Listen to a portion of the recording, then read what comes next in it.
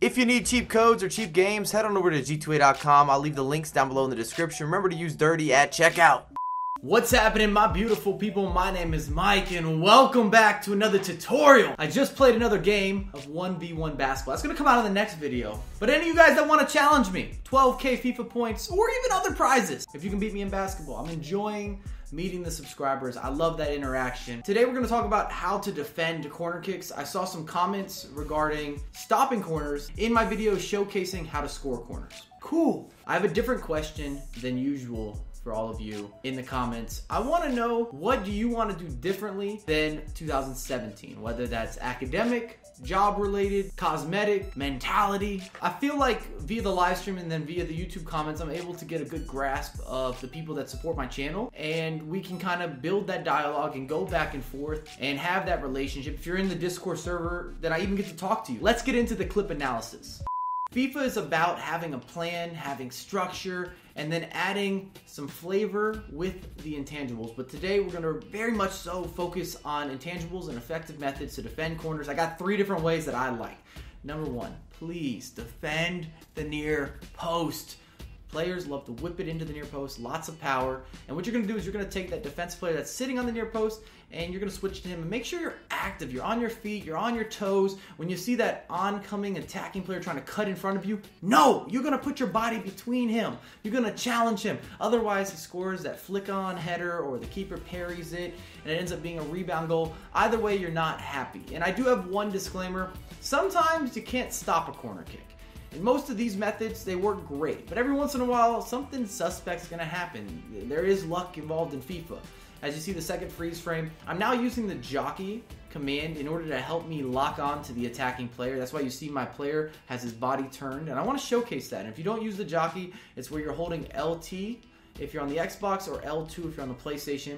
And it kind of allows your player to have a crab walk. If you ever watch LeBron James, there's a lot of jokes or references about him doing a crab dribble. But now we're talking about implementing it in FIFA. It just helps you put your body between you, the ball, the player, everything. You're going to just cause some problems. You're going to disrupt the play, and that's what we're after. And that's exactly what happens here. We win the header, and we didn't concede.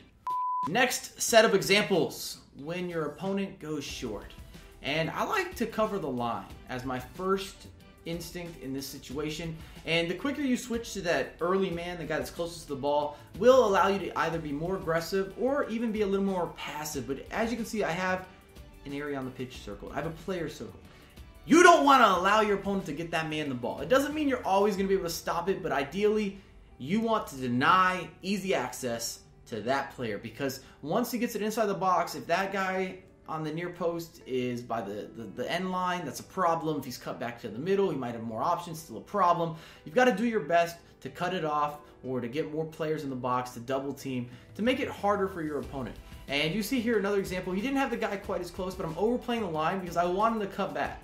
And that's exactly what my opposition is going to do, because I'm showing that I'm taking away that line. And I don't like giving up the end line, because if somebody runs the end line, they get that pass across goal, and you don't have as much protection, you don't have as much help, you're not going to have any opportunity for AI blocks. It just doesn't exist. And it's just very well defended there. We waited it out, and we controlled, we dictated the pace. And you see what we have next is another short corner, of course, but our opposition goes for a little bit more of a defensive or a passive approach, and we're going to take full advantage of that. Make sure you cover potential players he could pass to, and that's who I've circled, because he's hurt his ankle. He no longer has that direct, sweaty play. He's got to complicate things a little bit more, whether that's going to be with skill moves or opening up space. And if you do a good job of covering the angles, he loses all the value that he had via this corner kick. He loses any advantage that he might have had in pace or being aggressive, because he went backwards first and he just complicated a simple situation, and that's not what you want.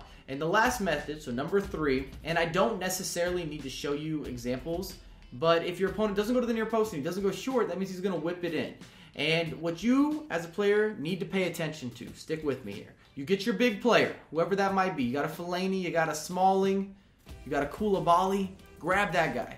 And you're going to pay attention. Who is your opponent moving around? Because they're going to manually control someone while they try to whip in a cross or even a lob cross. And you're going to make sure you challenge that with your most physical, your largest player on the pitch. And if he beats you, he beats you, but the odds aren't in his favor if you grab the right player. And the reason I'm not focusing on that example, I went through 25 games. Nobody scored those type of goals, and almost no one that I went up against even whipped in the ball normally. It was all to the near post or all short corners. Therefore, I think that's what we should focus on, how to stop both of those corner kicks, because if you're conceding goals, it's most likely one of those ways.